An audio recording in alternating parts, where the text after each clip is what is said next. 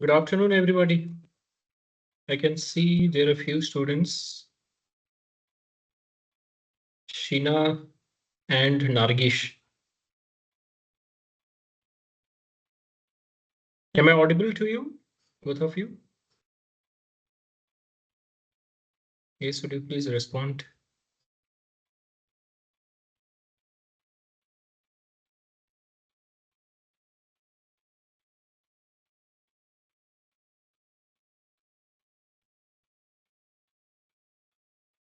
All right.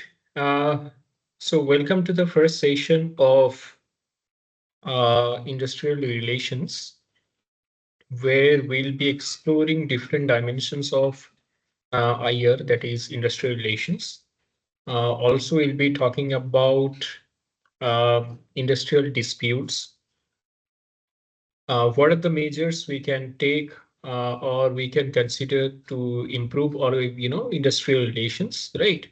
So these are the things that we'll explore in this particular session, right? So we'll be having total 6 lectures of 2 hours each, so total 12 hours.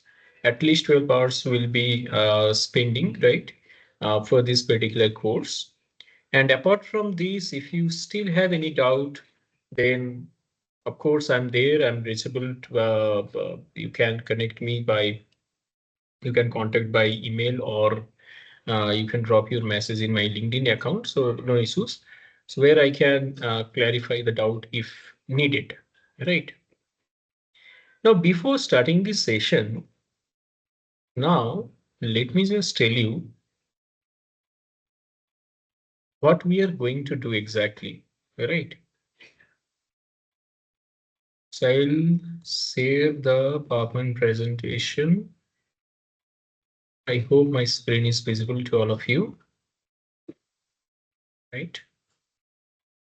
Okay, so this is the syllabus that we'll discuss all together. As you can see, this is industrial relations. Course name is industrial relations. So objective, what is our objective of this particular course? As I told you, to understand the importance of industrial relations since the industrial revolution. We'll talk about the history of industrial relations, history of industrial revolution. Uh, we'll talk about the background, entire background, right? And also, what are the mechanism to deal with different type of industrial disputes, right? We have conciliation, we have arbitration, we have adjudication, right? So there are different mechanisms that we have, and how to deal with these mechanisms, or how to apply this mechanism to deal with different kind of industrial disputes, that we'll see. So this is the syllabus I'll share with you uh, in your mail. Otherwise, I'll share with your coordinator and you'll get from there, right? Okay. Now, this is the entire syllabus. You can take a snapshot of it if you are using, attending your class on mobile phone. So you can take a screenshot. This is the course outline, where you can see the first session, which we'll cover today, that is introduction to the industrial relations. That means introduction to the subject industrial relations, impact of industrial relations, basic concept we'll discuss. We'll discuss about importance of industrial relations, scope and aspect of industrial relations, right? Then we'll talk about the government factors that affect industrial relations. What are the different management factors that affect industrial relations, right? Dimensions of industrial relations, work prerequisites for successful industrial relations program. So the entire basic overview we will get today, right? Clear? Now, in the second chapter, that means in the next class, what we'll discuss the history of industrial relations in India. Now, whatever topic we take, whatever subject we take, none of the subject, it was developed overnight, right? None of the subject. There is a, every subject has own history. including history itself, right? So every subject has own history. You take physics, you take chemistry, you take mathematics, right? So it came across a long, long way. Whatever we see today, whatever you take any subject, whatever you see today, it has a rich history. So similarly, if I talk about industrial relations, it also has a, I mean to say, history or historical background of over more than hundred of years, right? So that is what are the histories, who are the key roles, key players, I mean, so key personalities who played important role in shaping industrial relations in India. What are the different incidents that happened in industrial relations in India? I mean to say, what are the different uh, events that took place, which led to reformation of different rules, regulations, and laws, that also we'll discuss in this particular chapter. Now, next, what we'll discuss is in the third chapter, we'll talk about role of key persons. That means in industrial relations, the foreman, then personal manager, IR manager, means industrial relations manager, they play very, very important role. For example, if I talk about any shop floor worker who is working at a very ground level, right? Probably they are working in coal field, they're just taking out the coal, right? They're working with some chemicals, right? Whosoever workers might be, so there are a label of a label of person who manages those workforce, right? Those who are basically known as foremen. So foremen, personal manager, IR manager, each and everybody has different role to play in industrial relations. So how they, uh, I mean to say that how they play their role, their part in all over industrial relations, and how industrial relation gets impacted by this key role, key persons in any organization, that we'll discuss in the third chapter. Fourth chapter, what we'll discuss importance of employment relations in IR. Now we are going into the depth of this particular chapter, subject. Fourth chapter onwards, or fourth module onwards, we're going in depth. We'll talk about different employment relations as well. Now, fifth chapter onwards will be in the depth, actual depth of the subject, that is settlement machinery. So in the fifth session, what we'll do, we'll talk about different settlement machinery. For example, if there is any industrial dispute that has already happened, right? So how to combat this particular situation? What are the legal ways are there in front of us? Legal mechanisms are there in front of us, that we'll discuss in this particular chapter. That is settlement machinery. I'll show you. Don't worry. First, I'm giving you an idea, rough idea, what exactly we'll be doing, right? So that you can have a clear picture in your mind. Fine. Next, in the sixth module, we'll be talking about industrial relations and related legislations. Now, when we talk about industrial relations, industrial dispute, by default, different legal legislations that come into the picture. I mean to say that, for example, probably in every industry, female workers, they work almost every industry, right? Now this is natural rule that female will be needed some leave to take care during their maternity period, right? Or the pregnancy period, uh, they should be, provided with leaves. Now, earlier, what happened? The female workforce, those who used to apply for leave during their pregnancy period for maternity leave, they used to get fired by the employer. Earlier, it used to happen. But there are not many movements that happened, and after that, there is a specific act on this particular to address this particular issue, that is Maternity Benefit Act, right? In Indian context, if we talk about, there is a specific act, Maternity Benefit Act, where it is clearly mentioned in this particular act that during such kind of situation or such period, no employer can fire any female employee during their pregnancy period. If they seek leave, there is a particular, mention how many days. I'll show you. This is just for an example, right?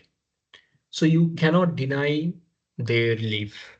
If you deny, as a manager, you might have to face worst situation, even jail. You might be imprisoned if you do not allow or force somebody to work during their pregnancy period. So this is already mentioned in law, right? So how it came? Did it come overnight? No. You know, it, as I told you, everything has a history, right? There are lot many incidents that happened. Employee rejected their leave. They were forced to work during such kind of, such period. Then it led to industrial dispute. It led to conflict, right? Lot of strike happened. Lot of riots happened. Then these government interfered and they came up with this law. So similarly, at least 12 to 14 laws will have to study, that is, which is known as labor law, right? Which is known as labor law. That means laws or the legislations with regard to the labors, right? Or the employees. Next, we'll be talking about trade union history and role and scope of union. So what is this? Basically, what happened? We'll discuss in detail about trade union, but as for the time being, you just understand, we know that unity is strength, right? So earlier, what used to happen, nobody used to have courage to say anything against the management. So whatever decision management is taking, that was full and final, right? If they are forcing you to work, in the unhealthy situation, you'll have to work. So this was the previous condition. But people understood, the labor understood, or the employees understood, if they don't speak against this, the situation will get worse. Nobody bother about their health. Management doesn't bother about their situation, physical condition, so on and so forth. So they'll have to come all together. They need to become, they need to unite together. So that was the idea. And then from this idea, the idea of trade union came into consideration. That means if the issue is taken by, let's say, 100 of workers, if you are saying anything against anybody, probably he'll not listen. But if the same issue is raised by 100 of employees, and 100 of employees altogether, they are protesting against anything, then this will become a serious issue. And that employer will come under serious trouble. They will not have any other option than to accept your demand. Getting my point? So from that idea, basically trade union came into consideration. So what is the history of trade union? What is the role and scope of trade union? Everything we'll discuss in detail in this particular module, right? How trade union is formed, what are the I mean to say do's and don'ts in forming trade unions, what are the rules and regulations that has to be followed during formation of trade union, how trade union is registered. So everything we'll discuss in this particular module. Clear? Now, if this is clear, next module, what we'll do, that is role of government and management in a year. That is how the government, right? They play important role. It might be state government, it might be central government. So whatsoever. So how the government plays important role in industrial relations, right? How basically government they come with different laws, they come with different legislations, they interfere with the different legislations, right? So what is the exact role of government and management in industrial relations that we'll discuss in this particular module. Next module, what we'll do, we'll discuss about current trends in industrial relations. What is the current trend? What is happening in this present century? With some cases we'll discuss, though I'll start with a case first today, right? All right. Next, we'll discuss about future of industrial relations. So what in coming 10 years, how the entire concept of industrial relations will look like in the coming future, in the coming within 10 years or after 10 years, let's say, how the entire future of industrial relations will look like. So that is what we'll discuss in this particular module 11, right? Now, if this is very, very clear, do you have any particular question with regard to your syllabus or No, sir. any? All right. So if this is clear, now let me go to one very important thing, that is,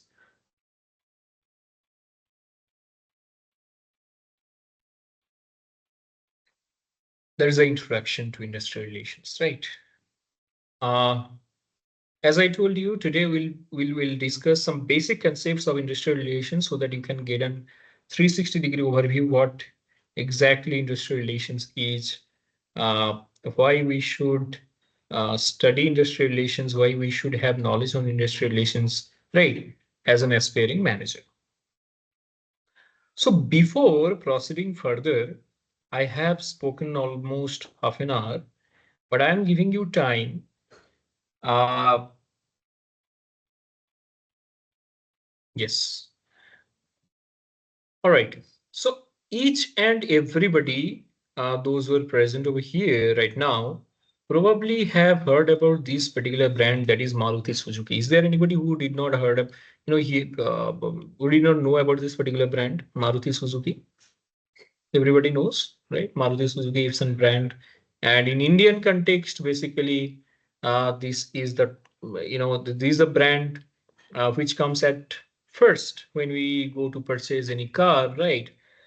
Basically, from mileage point of view, efficiency point of view. So this is the brand that comes in our mind at first.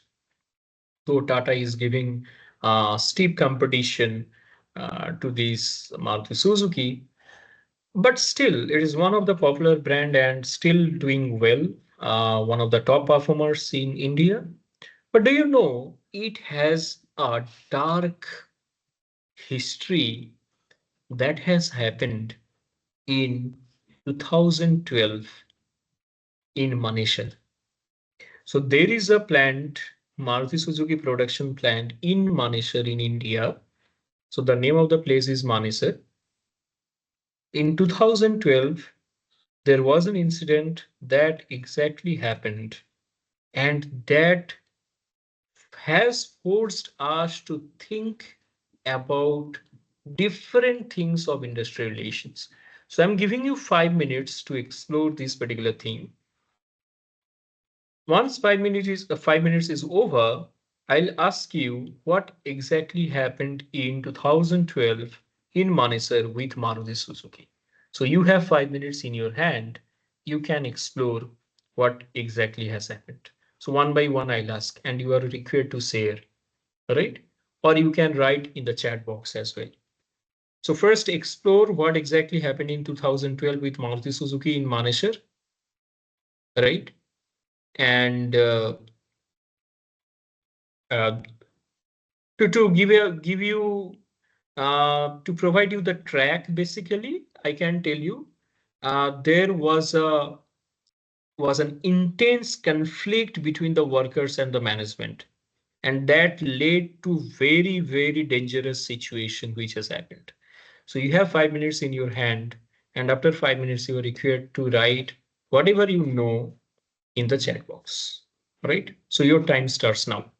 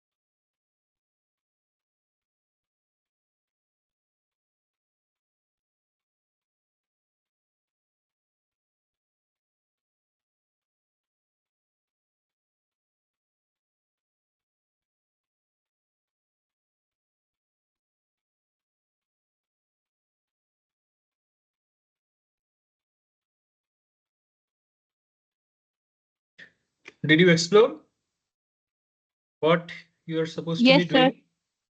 Yeah. So what you are supposed to be doing, you still have 2 minutes in your hand. What you are supposed to be doing, you need to explore what happened. What happened in 2012? What was the date? What was the date of the incident? So what was the incident? What was the date of the incident? Why it happened? Why it happened? Right? So these are the questions you need to find. So you find per your own level right now, then definitely I'll share the information as well. Right, you still have 2 minutes in your end.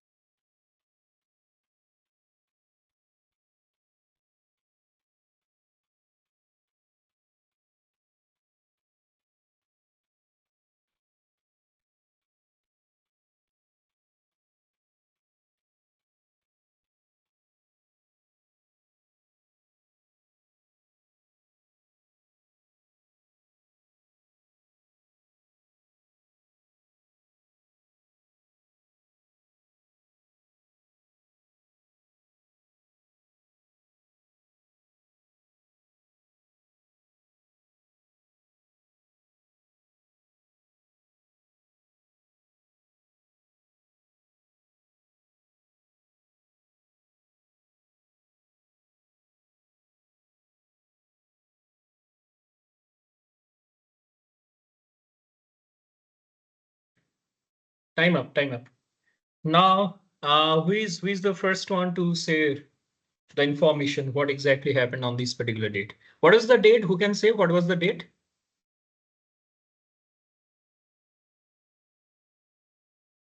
Come on.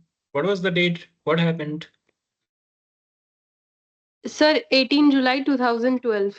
18 July 2012. What exactly happened on that particular date?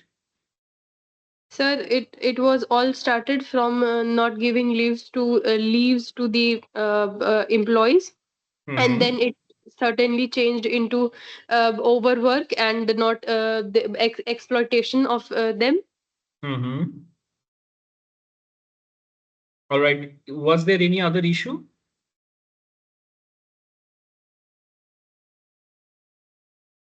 Was there any other issue? So this is with regard to leave only? Sir, sorry, sir, it was also that equal payment of that equal pay was not available over there. People with Mhm. same skills were not paid equally as some people were. So that turned into slowly and slowly, that turned into an ego or problem or something very high level. All right, all right. Any other information? What exactly happened? So this is what you are saying about the reason why it happened. What happened exactly on that date? Anybody else? Sir, what happened was like on that date, the human resource management employee was gunshot and 100 employees were injured due to this slow process of not equal pay and not giving leaves and all. Okay, okay. Any other information with regard to this?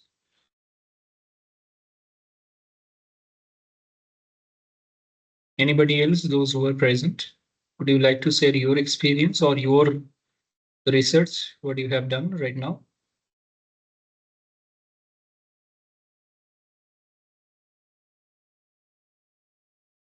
All right, what's your name? Who just interacted? What's your name? Sorry, I cannot see Sir, actually. Kanishka, sir. Sorry, Kanishka. Tanishka. All right, Kanishka. all right, all right, Tanishka. Okay, thank you, Tanishka. Anybody else? Okay, now let me tell you, as I told you earlier, let me share the actual story, or this is not my version, this is actual version. What Tanishka has said, most of the informations are correct, but I would like to add few things, right? So exactly what happened, this is a company we know, Suzuki. Suzuki is not an Indian brand. It came in India, and they had collaborated with Maruti Suzuki. So Maruti and Suzuki, these they collaborated and they started business, right? That is probably known to you should be known to you, right? So this is the background of Maruti. Now, since they entered in Indian market, they have launched different model. Maruti Alto 800. During that time, it was one of the most selling car, right? Still, there is this version, modified version is still there, Alto, not exactly 800, but Alto is there still. We can see. But apart from these, Maruti launched two popular model, or you can say two models got very popular. That is Swift and Desire. Correct. So Swift and Desire, so they got huge demand for these two models because these models looked very attractive as well. And what they did, they started producing these two models in in Haryana, which is located in India, and more specifically in Manesar. So in Manesar, if you Google in Manesar, in they have a plant, Maruti Suzuki plant, which is in Haryana. Uh, so from years, they have been producing different models over there. And as we know, this is a production, this falls under production sector and automobile production sector. And it's a very, the working condition for the employees are not very good, right? Because you need to work with different instruments, iron in extreme conditions. You need to mold, you need to give shape to the, the car, right? So basically producing this type of cars, the environment which is followed is not very good, right? So from the very beginning, they have been doing under extreme condition, a lot of exhaustion, long working hours, long standing. They did not get, still you can find some job where people cannot even sit. You forget about this section, this particular sector. You just go to visit any shopping mall. Most of the shopping malls still you'll find. that the employees, those who are working over there, they are not allowed to sit. If they sit, they'll be imposed with fine. So just think of a situation where we if you get board a public transport, first thing first, what you find for a seat, right? Because so that you don't have to stand for a long time. If you board a train, what do you see? You book very long so that you can comfortably travel by train or flight whatsoever. Flight, there is no position of standing, but just for an example, I'm saying that we are very much comfortable by sitting, right? But there are job where people cannot sit. So these problems were there very beginning, and with addition to these, there were issues of wages, job insecurity, and benefits. So there are different kind of issues that were there with regard to conditions, working condition, wages, job security, uh, and employees were protesting so that they can get a better job security, better wage structure, better benefit, and better working conditions. Right.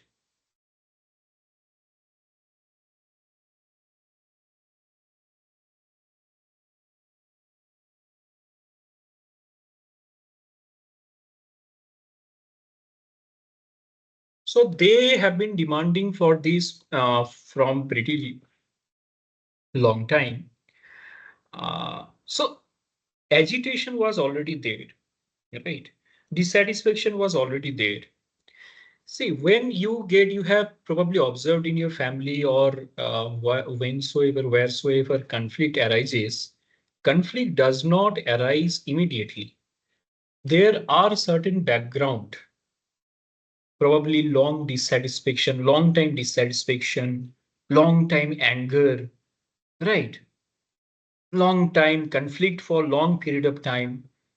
And one time comes, which is known as basically, I mean to say that boiling point, right? Which is known as a boiling point, and there people start reacting, right? So these issues were already there. They were not, they could not get, better wages, job security was not there.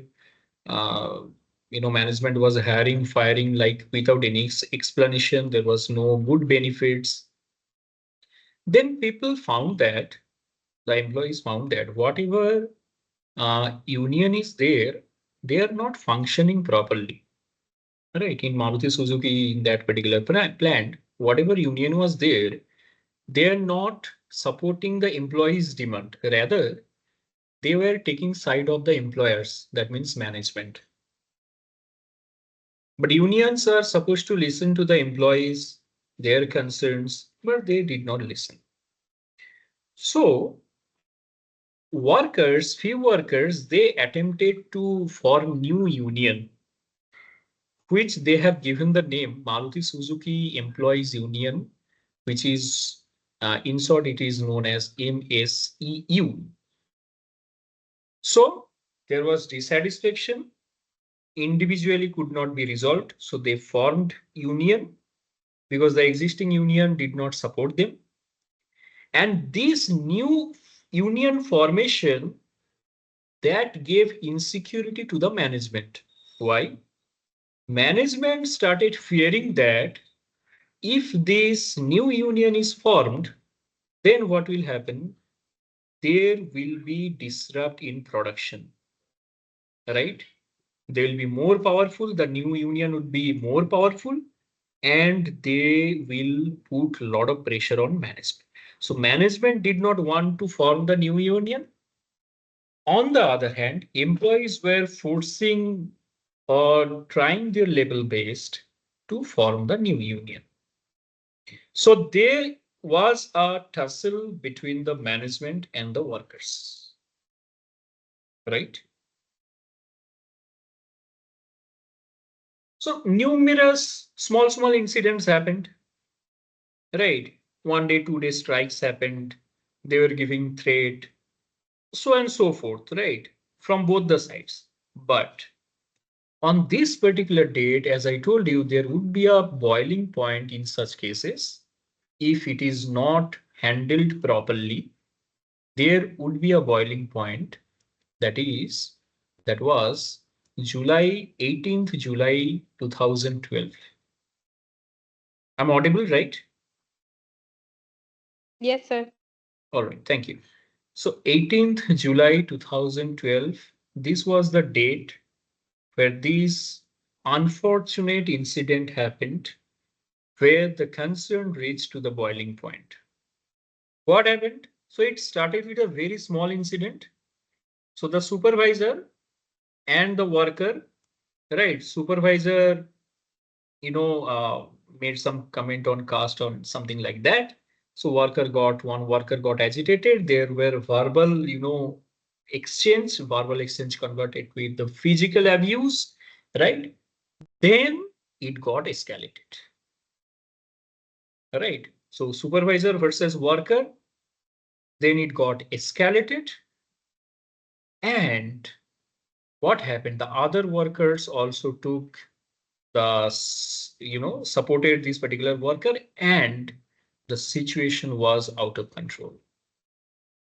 After few hours, it got so violent that it took the shape of a riot. Means one group versus another group. There was literally fighting with each other. Can you imagine? The management people and the workers, they were fighting with each other like anything, and the intention was to kill the other part, the counterpart. The situation was so worse, so pathetic. So it led to riot. The workers, they set fire, the plant properties, they set fire, right? They damaged the plant, different properties, different, I mean to say, documents, official things, they just destroyed. And the most unfortunate incident that happened, that is one human resource manager was there uh, during that time, was trying to control from the front, trying to control the situation from the front, whose name is Avanish Kumar Dev. And he lost his life because the employees, those who were protesting or involved in riot, they set him on fire. Just imagine the situation. An employee, a person who is live, if somebody set him on fire and he's burning in front of literally everybody, you just imagine the situation. What would be the situation look like? He was like crying, he was shouting, but could not be saved. This was the situation. And not only this, 100 people were injured from both the sides, from managers, supervisors, workers. 100 people were injured.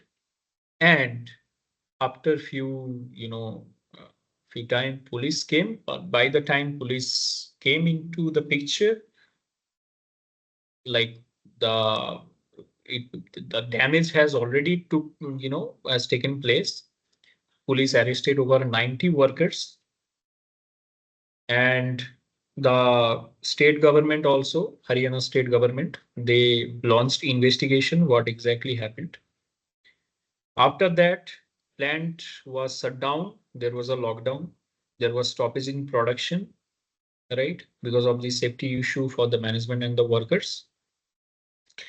And can you imagine that this particular lockdown and the incident, what was the cost? The total cost of this incident was 2,500 crore. That means in US dollar, USD, if you calculate, $500 million was the loss because of this incident. Now, why I am telling this story in detail, probably now you can understand. Now, my question is, could it be avoided? My question is very simple. One person, he lost his life, 100 other person got injured, they're hospitalized. From company side, the total loss was $500 million. And not only that, after the investigation, 13 employees, they got life imprisonment. Can you imagine 13 employees, life sentences, right? They were thrown behind the bars for the entire life, 13 employees, which again led to another controversies. What was the controversy is they fought for their right and they became the victim. Now the entire situation, my question is, could it be avoided? What's your opinion? Yes or no? Yes, sir. It could be avoided. How?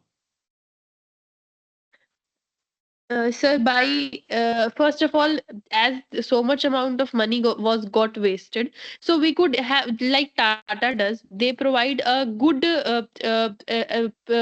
environment for the employees. Yeah, if they got a good if they could get a good environment, they will be motivated to work over there, no matter how much anybody else is paying them. So it will be a complete profit for the company to provide to give them a good environment without so much of pressure. Otherwise, if you're putting pressure on the employees, it will badly affect you back, no matter in which way it affects. So providing them a good environment, giving them a leave, because you have to treat them well. Otherwise it is very inhuman to treat them in any way, in such a way. Okay, very good. Any other opinion? How it could be avoided? Any other opinion? Those were, I expect one or two more responses.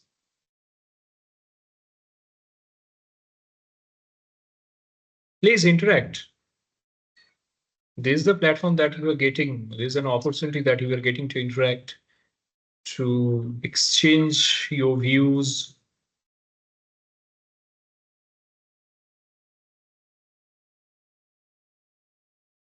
Yes, any other response? Any other opinion?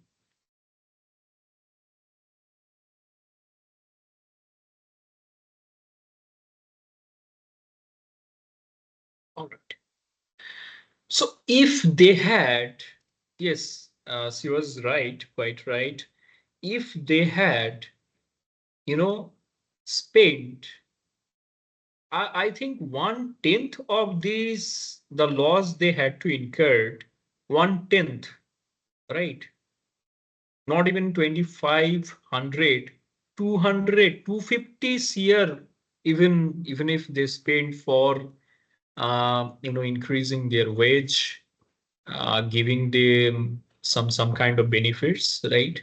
For example, they could give uh, child education, they could give, for example, ration, right? Free meal, or some other welfare, any other kind of welfare.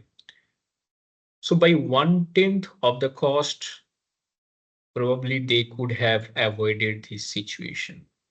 So many workers did not have to lose their, credibility. The human resource manager did not have to lose his life, right? And 13 employees, those who were sentenced for life imprisonment, probably they didn't have to spend their entire life behind the bars. Yes, the situation could be avoided. And this is, believe me, though it is very, very sitting in 2024, 12, after 12 years, probably we are saying very easily. But I understand the situation was not that easy, but with proactive approach, the situation could be avoided, right? And this is why we need to understand about industrial relations. As a manager, you're pursuing management course, BBA, MBA, whatsoever. After your course, you will go to a plan. You will join any company. Probably you will be having your own business as well. Let's say you'll start your own business. Will be in entrepreneurial journey, right? Now there are lot many situations would definitely be there. There would be complaints with regard to salary, right? People will not be happy with the salary that you are paying. And again, you do not have unlimited capacity or capability to pay salary, right? So you have restricted ability if you are running a business, and people will ask more, which is again, these are natural, phenomena, natural tendency, right? People will ask more salary, but you do not have that much capability. You will be having limited credibility or limited capacity. So people will be dissatisfied, right? Which you'll have to accept. Now, how you can,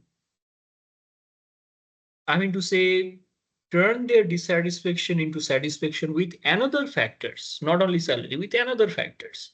That is an art, and that you'll have to understand. Otherwise, you cannot run your business effectively and efficiently. So that is why we need to understand industrial relations. So this is one incident that I have shared with you.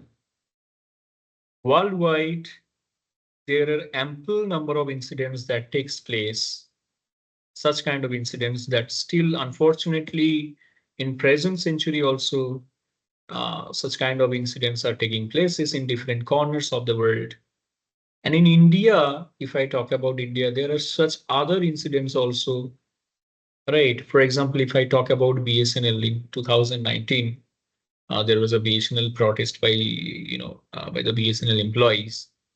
So there was a different issue that has happened, and again, it led to industrial conflict.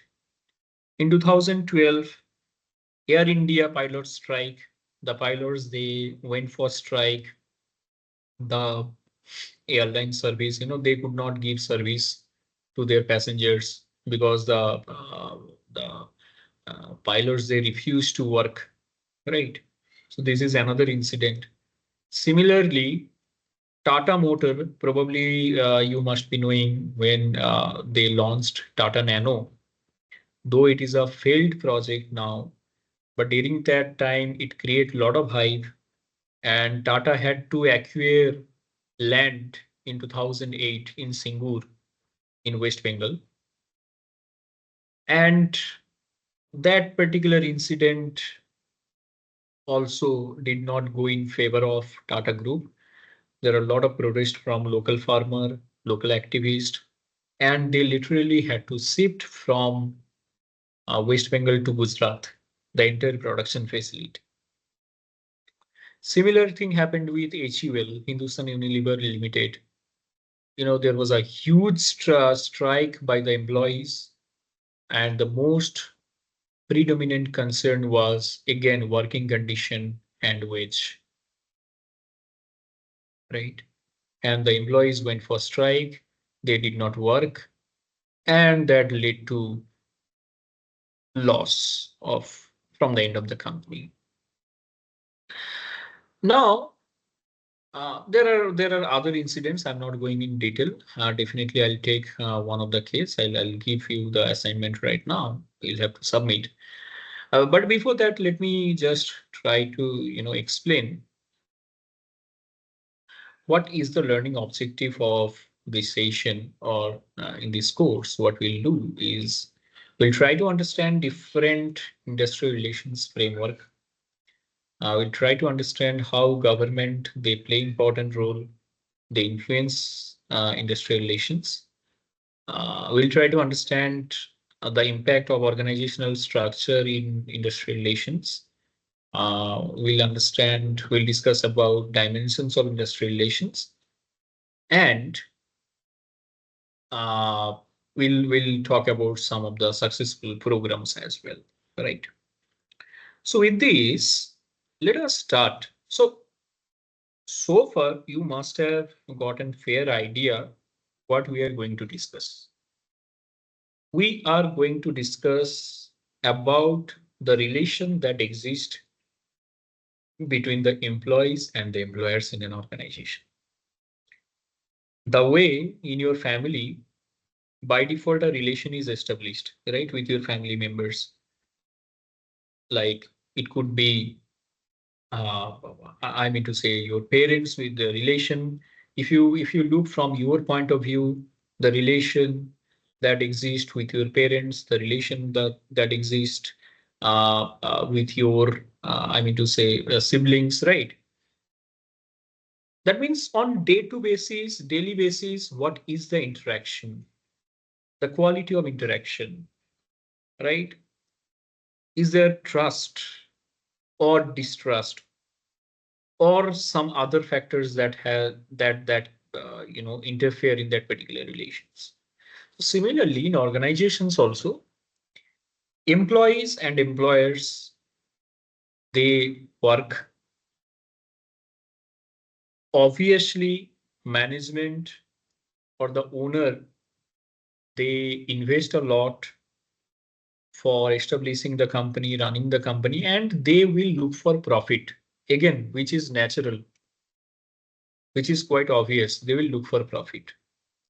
But on the other hand, the employees have limited capability to work. You cannot treat your employees like a machine. But if you're too obsessed with your profit and if you start treating your employees like machines, then what will happen? The situation will backfire you. What exactly happened with Maruti Suzuki, right? You wanted to maintain good profit. That is why you did not increase their salary. You wanted to increase good profit. That is why you did not recruit more person or the required person, right? So what has happened? The existing employees, they had to work hard, overwork because of lack of employees.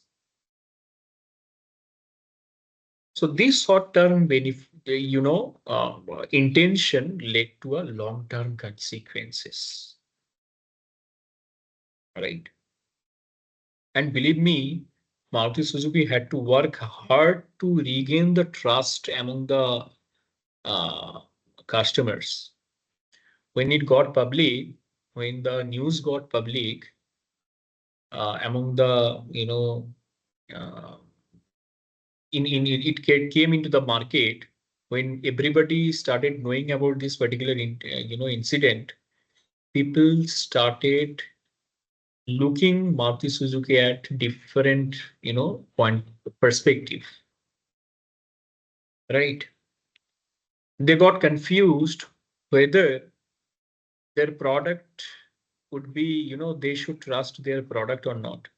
I mean to say, if a management who is not taking care of their employees, can they be trusted,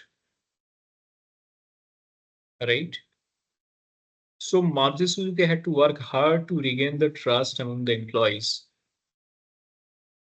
right? So these are the costs that is basically involved if you do not take care of your industrial relations, you know, seriously. So industrial relation, this is a multifaceted and dynamic field. You cannot define it like a grammar or mathematics. There is no such scientific rule, but of course, there are certain guidelines. If you follow these guidelines, the probability of such kind of conflict would be minimal, but you cannot give guarantee. As I told you, this is not exact science, right? That means if you make, add this chemical substance with this, chemical substance with this proportion, you'll get this result. This is not like that because it is very, very dynamic in nature. Our mindset change, situation changes, the external situation also changes over the period of time. So you cannot define like a grammar or like a mathematics, right? It's a very, very dynamic in nature. You need to be very careful as a manager. What is happening, right? Now, the most important part is, you know, you must be thinking that IR is basically, industrial relation is basically restricted within the within that particular industry. For example, we took Maruti's example. Probably you thought that this particular incident is restricted within Maruti Suzuki. But if you think from other point of view, it has got large implications. Why? For example, there are such type of incident happens with Indian Railway. Now you think about the situation if railway, if the railway pilot, the employees, that means locomotive, pilots or the other employees, they go for strike because of any dissatisfaction, and the entire rail, if it comes in halt, if there is stoppage of entire rail in the sector, then what will happen? Just think of this situation. Can you imagine? If I talk about Indian context, there are crores, lakhs, crores of passengers they travel by rail each and every single day. So if today railway employees they go for strike, then what will happen?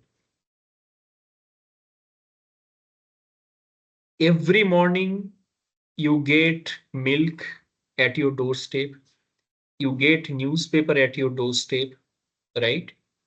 How this is coming? Because the transportation facility is running as expected. That is why you are getting milk, you are getting medicines, right? You are getting the essential commodities at your doorstep every single day.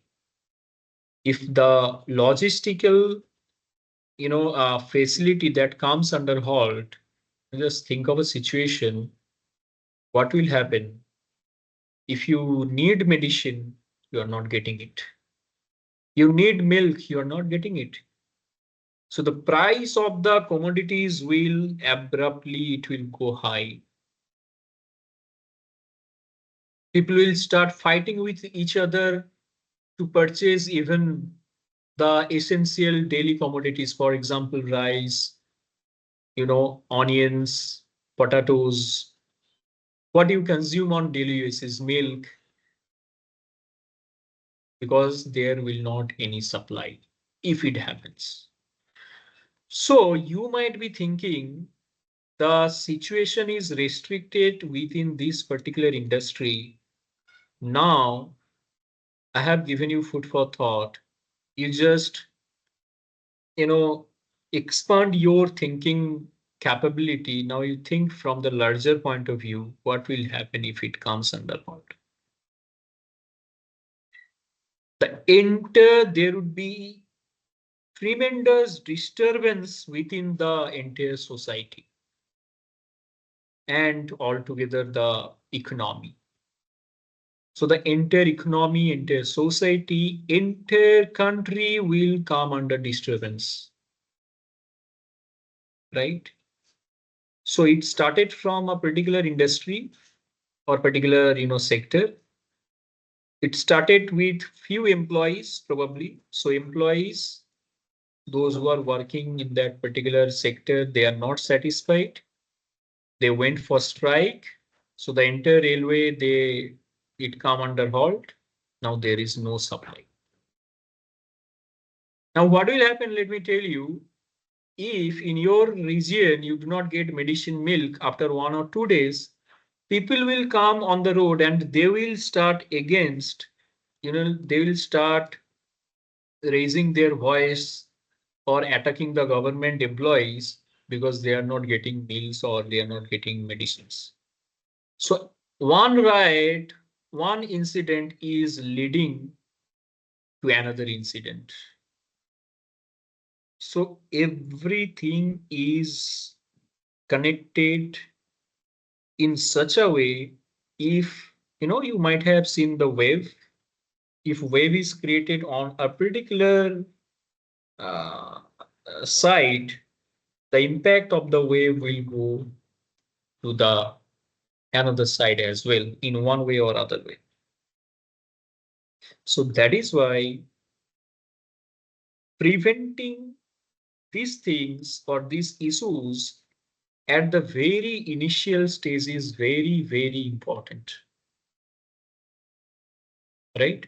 And it depends on your capability. As a student, as a aspiring business manager, how you will handle the situation, it depends on you, right? You got my point? Yes, sir. So, yeah.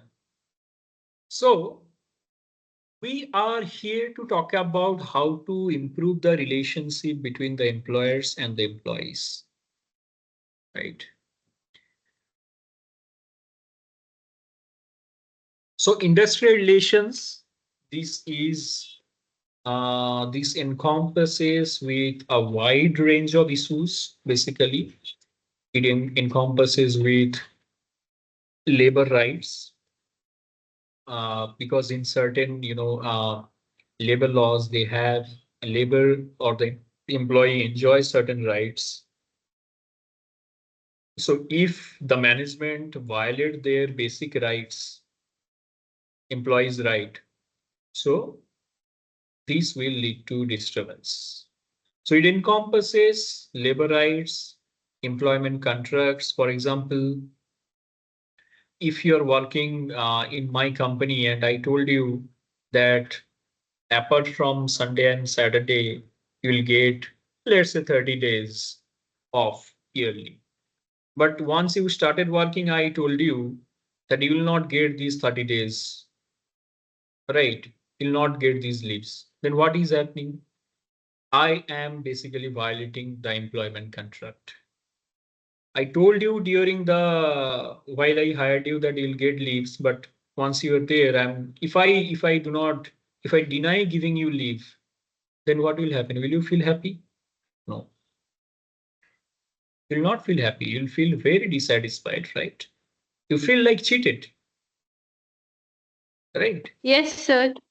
So it is a very important thing because people choose company at times. Moreover, the money they also choose because some have some different familiar situations, and then they stop doing that. Then that's a very big deal.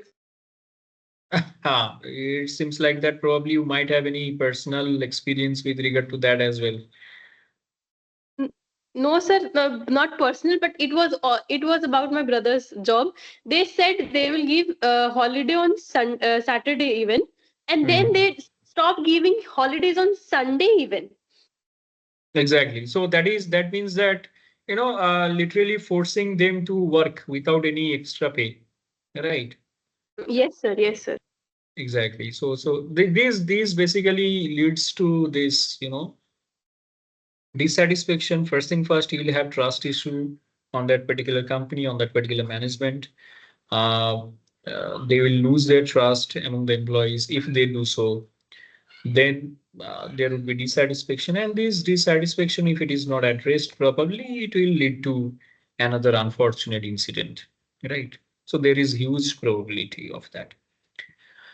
So employees are not always dissatisfied with the leaves and working hours or something like that. They are also dissatisfied. They might get dissatisfied with the employees, those who are working with them. For example, your colleagues. So if you have very supportive environment, if uh, colleagues are supportive, then you will be motivated to do your work properly. But each and every time, if your colleague they try to pull your leg, right? They try to demean you, then what will happen? Always there would be a tussle. So this tussle is not exactly directly with the management, but among the employees itself. So if there is a tussle, will you be motivated to go to your workplace daily? No. For example, if you do not have good environment in your family, if there is lot of ego clashes or tussle in your family within your family members, then what will happen? Once you go out, you'll not be motivated to come into your home. So similarly, on daily basis, wherever you will work, you just think a particular employee, he will work at least 8 hours. 8 hours is a myth nowadays. People are forced to work even 12 hours. So let's say 8 hours. So each and every single day working 8 hours, if you are going somewhere, that automatically becomes your second home. Now, if in your second home there are a lot of trust issue, there is a lot of you know issues with regard to leg pulling or something like that, then what will happen? You will be demotivated to go there, right? So workplace disputes will always be there because I mean to say that where in such situation where power is there, politics will follow. So politics, where politics will there be there, there would be lot of you know such kind of leg pullers, players will always be there, right? So workplace disputes is something which you cannot avoid. You'll have to be there with it, right? So as a manager, you'll have to be very, very vigilant because there would be ego clashes among the employees, there would be ego clashes among the staff members. But how you can handle as a manager, how you can handle those things properly.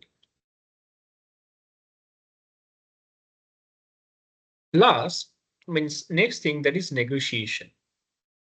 Negotiation also another dimension in industrial relation. Why I'm saying so?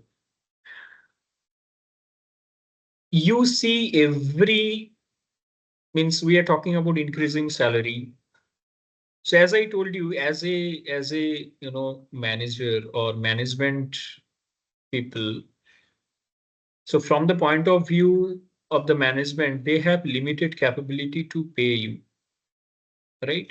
So there would be limited capability.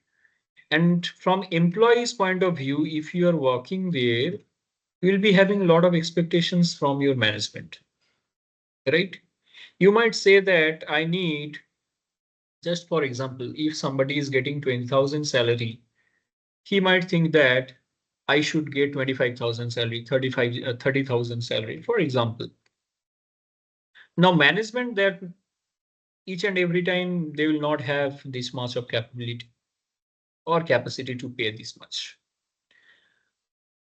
So negotiation is something which should be, fair negotiation should be there so that whatever employees want and whatever management can give, there would be a mutual agreement point, right? So there should be a mutual agreement point, and for that negotiation takes place. If you go to marketplace, you also, if you when you visit marketplace, probably if you are getting things from Amazon and Flipkart, probably you will miss this part of negotiations. But if you visit marketplace, you must be having an idea about how negotiation, take plays very important role. Probably The shopkeeper is saying this is 100 rupees, and you are saying, no, I can give 60 rupees for that. Now your shopkeeper is saying, no, 60, I cannot give at 60, max to max, I can give 90. Then you are saying, no, 80.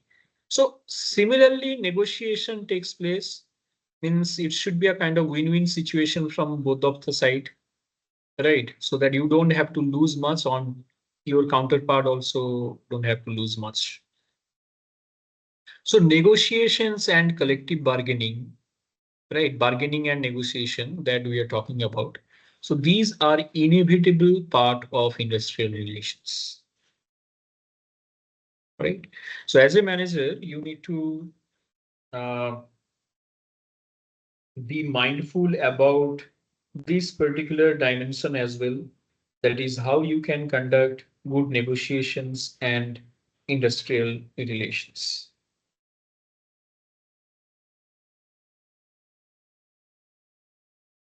right?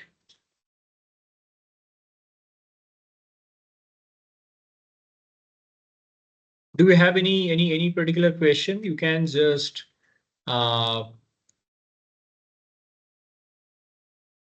No, sir, no, sir, no questions. okay, okay. What about others? Do you have any question?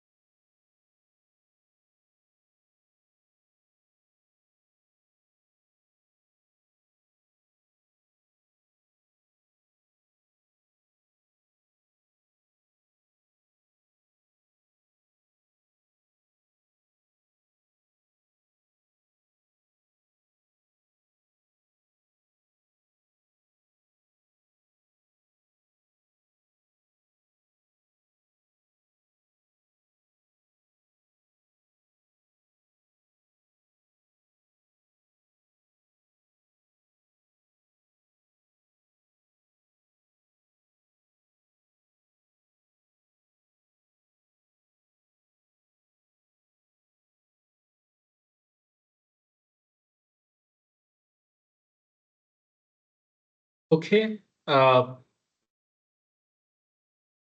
I'll discuss few more things with you so that you can uh, get an exact background of this particular subject. Uh, then, then I'll give you a task, small task to explore. Right. Okay. So what exactly? Few more things to understand here. Why the situation is very complex in industrial relations. See, earlier, if you see the, most of the uh, countries, these were based on agriculture, right? Most of the countries were based on agriculture. Whatsoever people used to earn their bread and butter from agriculture itself, right? So most of the economies were agriculture-based economies. They went for crop production, so and so forth, which happens in agriculture. Right. Now, gradually, most specifically after this thing, industrial revolution. Probably you have heard about in your history civics. You might have must have studied about industrial revolution that took place in different region, different corners, specifically in Europe, right? So what exactly happened? People started establishing factories. So the economy that got that was transforming from agricultural based economy to what? Production based economy, right? Or industrial based economy. So this was gradual transformation. It did not happen overnight. Again, nothing happens overnight. Took lot many years. Lot many factories also not initially established, one or two factories established. But gradually, the economy was, you know, shifting from agricultural based to, I mean to say, the industrial based. Now, what is the, who can say, what is the agriculture, what is the characteristics of agricultural based economy? Let me know. What are the characteristics of agricultural based economies?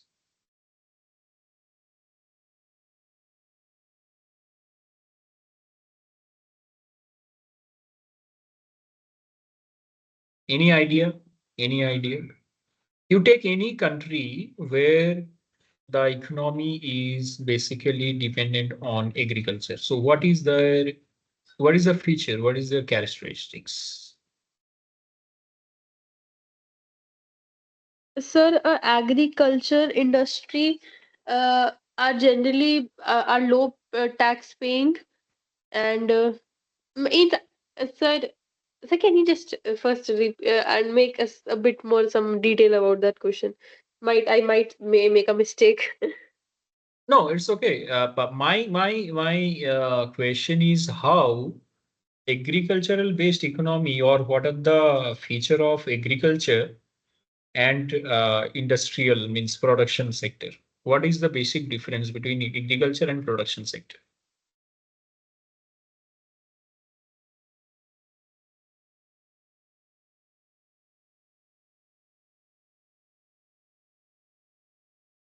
So agriculture is done by farmers and industrial sector. They produce in a large amount. Farmers are individuals might produce less or more according to their uh, the amount of power money they have everything, and government even ask them for low taxes, but they do not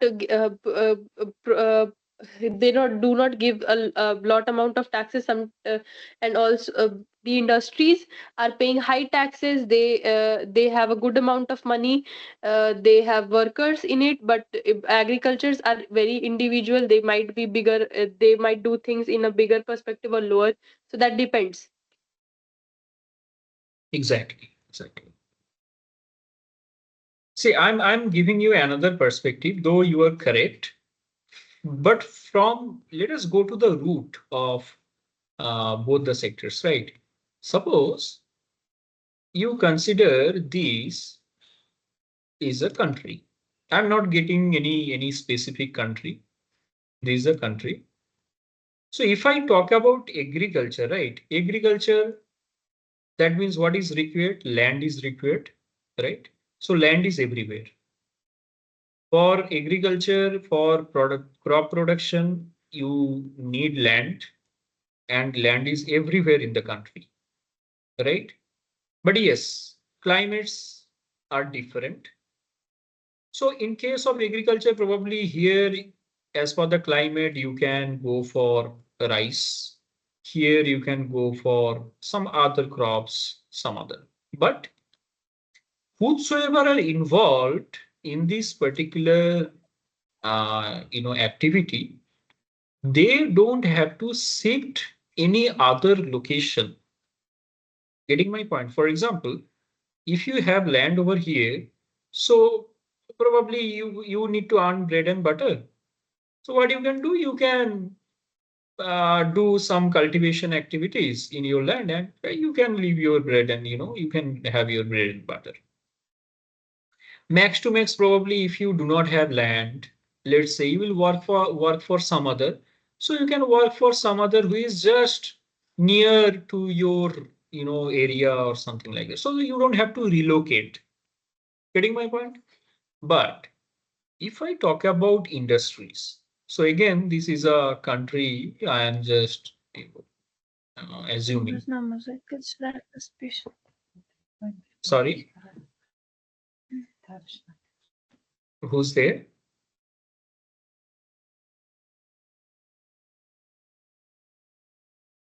Okay.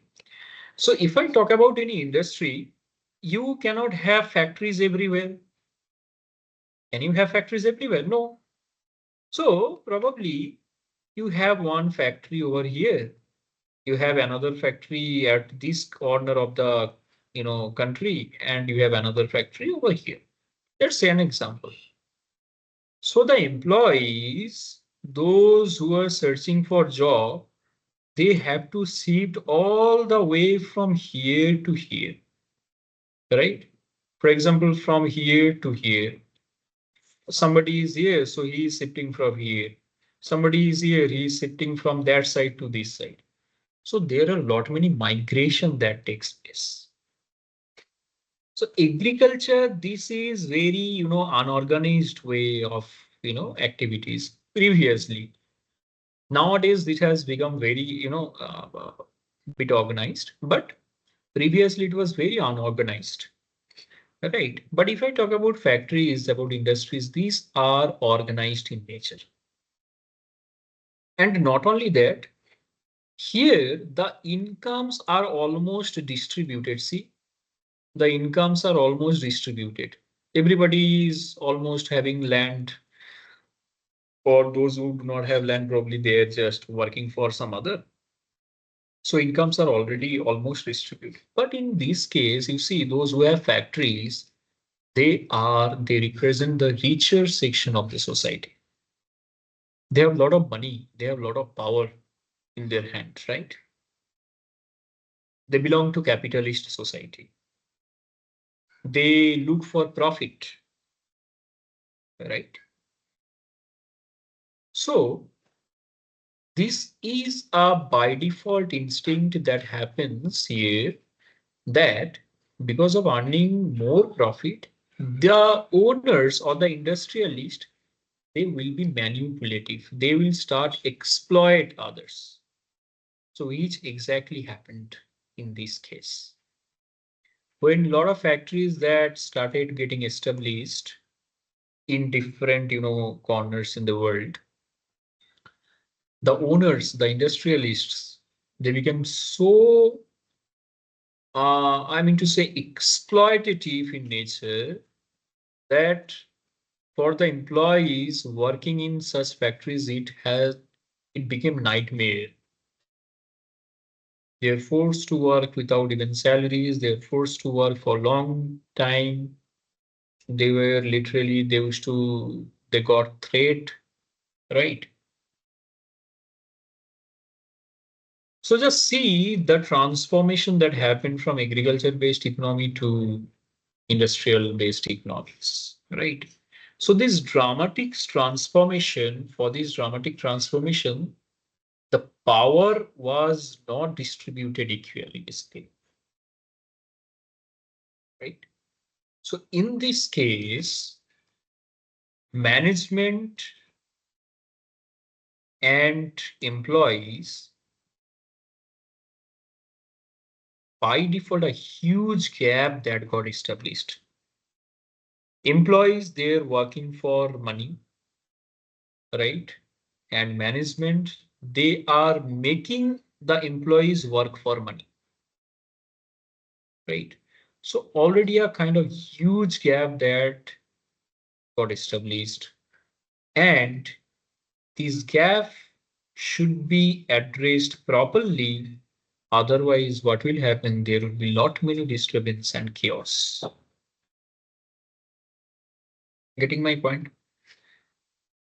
So that is why there is a huge need of understanding this subject, most specifically in this present era, where uh,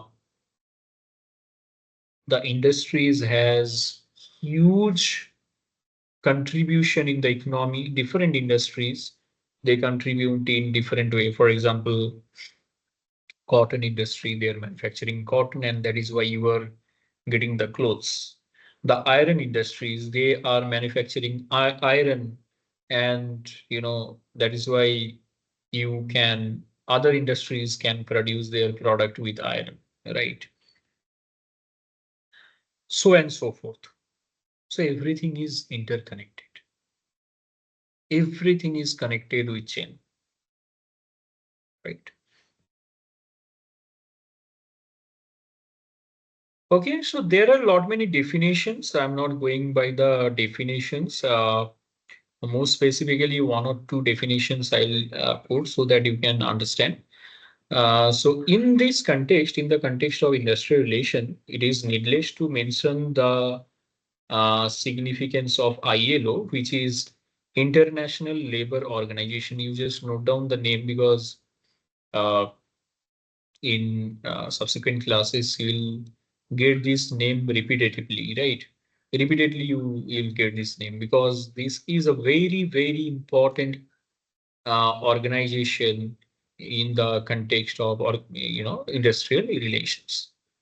So according to Industrial Labor Organizations ILO, which was established in 1919, right? So they gave a definition of industrial relation, that is uh, the relationship or the interaction between the employees, workers, and government in the context of the workplace. Now we'll ask questions or why, from where this government has come. So government has come, the reason being where the situation is going out of the hand, government has to interfere, right?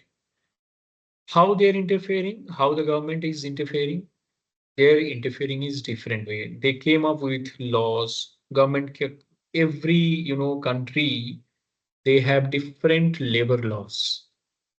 If I talk about USA, they have different kind of labor laws. If I talk about India, if I talk about some other countries, UK or some any other country, right? Every country has different labor laws or labor legislations. So this government they uh, try to regulate the entire thing with with these kind of laws, with these kind of regulations, right? So that is why ILO has given definition.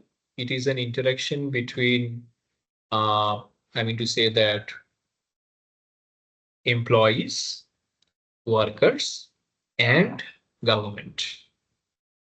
Getting my point?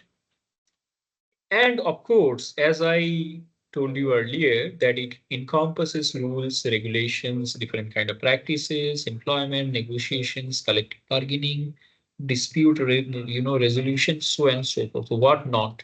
Everything come into the consideration in industrial relations, right? So there is a famous scholar who's known, name is John Dunlop. So his perspective is more or less similar. So he has given a definition of industrial relations. That is, it is a study of employment relationship involving three key factors, again, management, labor, and government. And it seeks to understand how they save and regulate the employment process, labor market, and industrial conflict. So I need to go line by line. The reason being these are definitions. I cannot modify the definitions. Correct. Similarly, if you look at look for this definition from Oxford Dictionary, you will find they defined it a bit different way. So how Oxford they define industrial relations? So Oxford Dictionary defines as it involves the relations and the interactions between employer, employees within an organization, particularly concerning the issues related to wage, working conditions, and resolution of workplace disputes.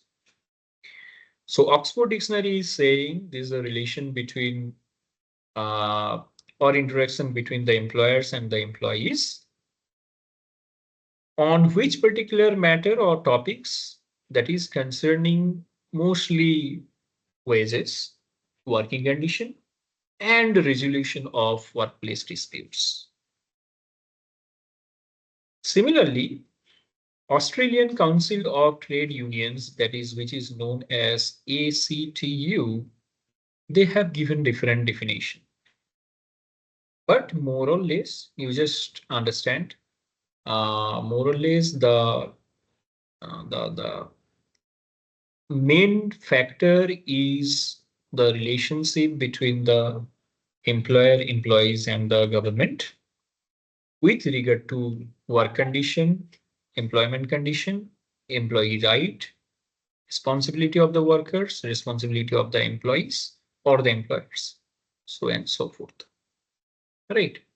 So I'm not going by the definitions, uh, all the definitions. I'll share this PPT with you. You can go through these definitions so that you can understand in depth about this particular thing, right? So similarly, the Society for Human Resource Management, which is known for as SHRM, they have defined it with different way. They have defined with like industrial relation. These represent the methods and the practices organization use to manage and improve the relationship between employers and employees. This includes negotiation, what I have already discussed with you, communication strategies, and the promotion of harmonious work environment. So here they defined it bit differently. That is how to maintain and promote harmonious work environment. That is good work environment, which is dependent on mutual understanding, which is dependent on trust. So how to promote this kind of work environment? Harmonious, everybody will work in harmony, right? So this is the basic funda of industrial relation. Now, if you have any doubt, you can ask me. No, sir.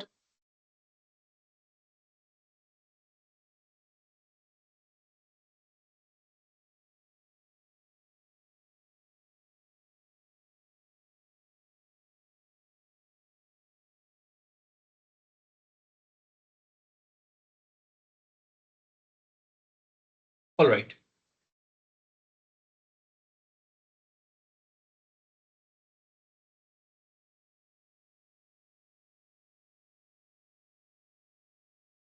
So,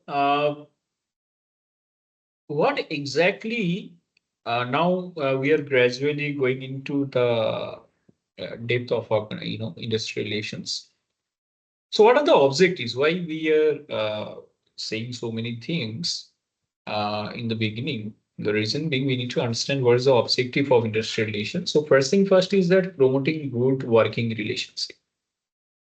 See, all the things, if the things that we discussed in the beginning, including the case, and we discussed if the situation could have been have avoided or not. So if Maruti Suzuki could promote good working relationship, if they could promote trust, open communication, mutual respect, right, at the workplace, if they could promote, it could be avoided. Don't you think so? So by default, our objective would be, in this case, our objective would be how to promote good working relationship, how to promote an atmosphere which is based on trust, how to promote an atmosphere which is based on open communication. People are openly communicating. I mean to say there is transparency, there is no hidden things in communication. How to do so? Right. Second thing is the second objective would be ensuring fair employment terms and conditions. Now, nowadays, you might have observed there are a lot many companies. From the beginning, they keep very stringent and harsh terms and conditions. For example, you cannot take these leaves, these many that, so and so forth. I'm not going in detail. You most of you know it. And what happens as there is job crunch everywhere, including you take advanced countries. You take developing countries like India or some other countries, underdeveloped countries, everywhere job crunch is there. So to earn their bread and butter, what happens? People, they accept these terms and conditions and they start working. And when the situation comes, when need comes, probably they need leave, they need to take care of their families or they need to take care of their friends. They need to go for to attend any other function or something like that. So if they're approaching to the management, they're not, they're rejecting leaves. They're asking you already agreed on these terms and conditions, so you cannot take leave now. But if you think, if you, I mean to say that analyze this thing from another point of view, what happens basically, you probably are gaining for the short term. You denied that person's leave, that person is working, so uh, he generated profit for you for that day. But eventually the esteem, right, the motivation of the employee on that from that particular date, that will go down, right?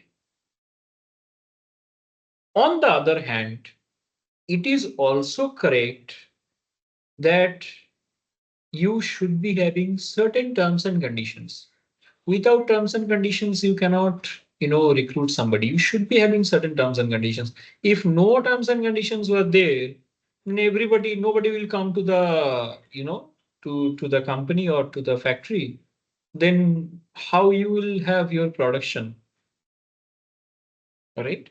So you should take a balanced approach so that they come and work regularly, and if required, they take leaves or something like that. So there should be a balanced approach. So how to ensure these fair employment terms and conditions, that you need to understand,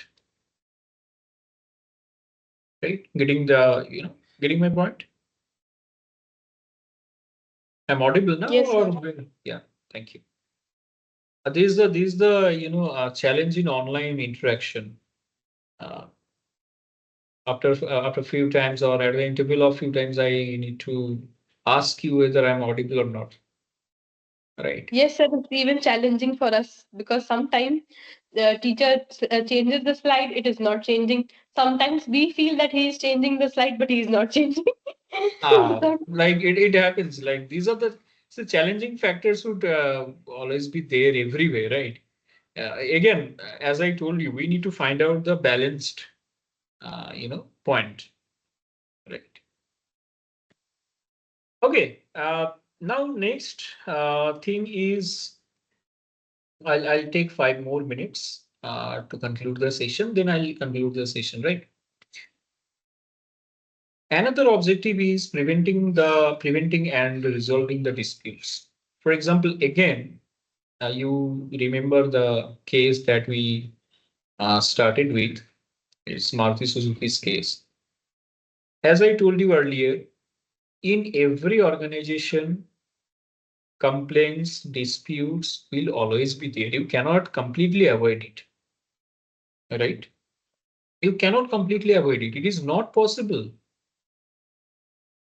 There will always be conflict, always be dispute. But what you need to do, you need to address them at the very root level, at the very initial level, so that it does not get accelerated and it does not lead to any other unfortunate incident like this.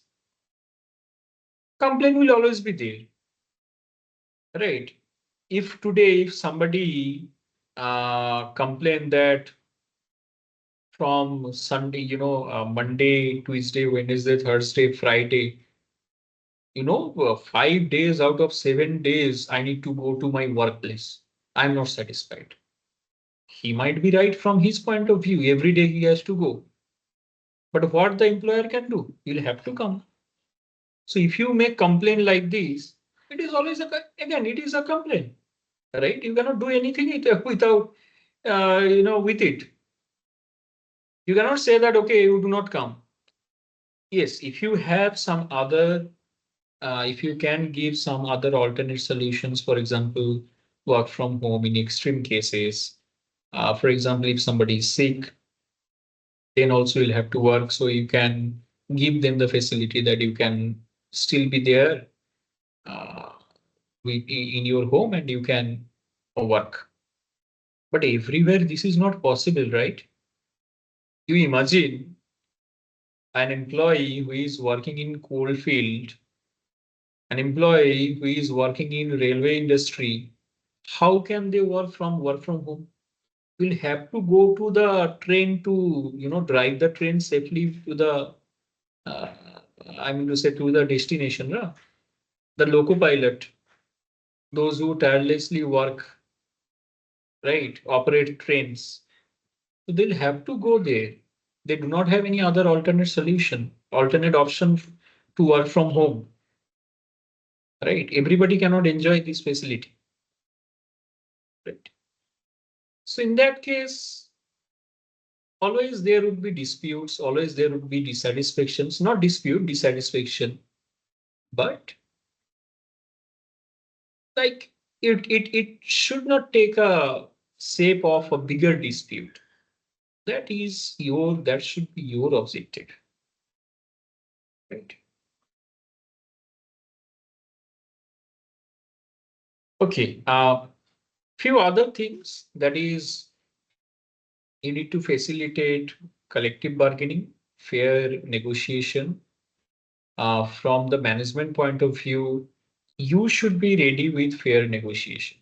If you have a mindset that I cannot give them opportunity to negotiate with me, then how these things will happen? They will get dissatisfied. For example, if employees are probably for contractual employees, just for an example, you are for the contractual employees per day, if you are giving 250 rupees, right? 250 rupees per day, or for the casual employees or something, anything like that. And they're saying, no, we need three, at least 500 rupees per day, right? Because that's a standard uh, in that particular region or in that particular location, or whatever. So they are seeking for an, hike in their wages, per day wages, which is almost double. Now, if you think that you cannot afford it and you are trying to restrict the negotiation so that they does not come to you to negotiate with you, is it a way to negotiate, solving the problem? No.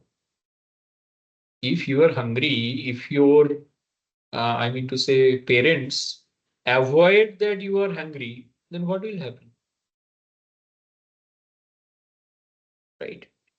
So that is not a solution. If you are hungry, then you need food, right? If you are saying that I need pizza to satisfy my stomach, that is something different. Your parents might not be able to afford pizza in that particular case or particular situation. So you should be ready with some other, alternate solutions. So both the parties should be ready to, uh, for the mutual agreement. So that is why facilitating collective bargaining, giving them the opportunity so that they can, uh, you know, take part in the collective bargaining. This should be your objective in industrial relations. Another thing is protecting workers' right. You take the situation. Uh, if the management they actively protected the workers' right, workers by default they enjoy right to organize, right? What is right to organize? Right to organize means that if there is any problem, Workers, lot of workers, a good number of workers, they can come together, they can discuss, they can sort out the things. But if management fears, if they come together, they will be powerful. So I will not let them to come together. That is violation of workers' right. Getting my point? So you cannot do that. Management cannot do that. So that is violation of workers' right. What exactly the Maruti Suzuki did during that time? They wanted to come up with new union, right? They can form union for safeguarding their interest. But what the management did, they were making sure so that they cannot form union. They were giving threat to the employees. If you go for, to form this union, I'll fire you, right? So these kind of things basically might be beneficial for the short term, but for the long term, if you see, this is very, very dangerous. Very dangerous. It backfires, right? So protecting workers' right, the right of the, right to organize, right to a safe workplace, right? Protection from discrimination. You cannot discriminate on the basis of gender, on the basis of caste, on the basis of religion, on the basis of, uh, I mean to say, ethnicity. So these are basic right workers enjoy. So if you violate these rights, then by default, there will be dissatisfaction. Getting my point. And next, last for today, but not the least, is improving the productivity. Why we are doing so many things? We are trying to protect their, we should try to protect their right. We should try to, facilitate collective bargaining, so and so forth. So why? The ultimate thing is that we should be, as a manager, we should be able to ensure their productivity improvement. Productivity improvement so that the employees can improve their productivity, right? So that employees can improve their productivity. If employees are satisfied, if employees are, for example, employees, if your workforce are satisfied, if workforce are motivated, right? So by default, what will happen? They will enjoy doing work. And we all know if you enjoy anything, your productivity will go high, right? If I ask you to do something which you do not enjoy or you do not find interest, probably you will spend hours for that particular thing and the end result would be close to zero. But if you enjoy anything and if you do that particular thing, what will happen? You will probably spend 1 hour and you'll have huge result. So that is what is the idea of productivity, right? So as a manager, you need to ensure how you can increase their productivity, employees' productivity. So always you should find that particular balanced point. And for that, we need to study the subject. We need to understand different, laws, different rules, regulations.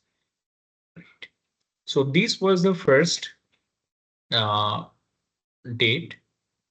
I hope you have understood the things that I have discussed for uh, you know, uh, 2 hours, right? Yeah. So once again, thank you so much for your interaction. Just only one request from the next session. Thank you.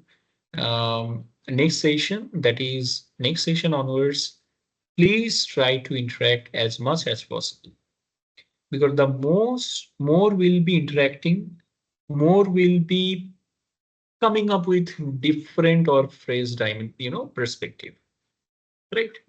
So with this, I'll take your leave today. Thank you so much. Bye bye. Have a great Thank you, weekend. sir. Thank you. Thank you. Bye. Thank you, sir. Thank you.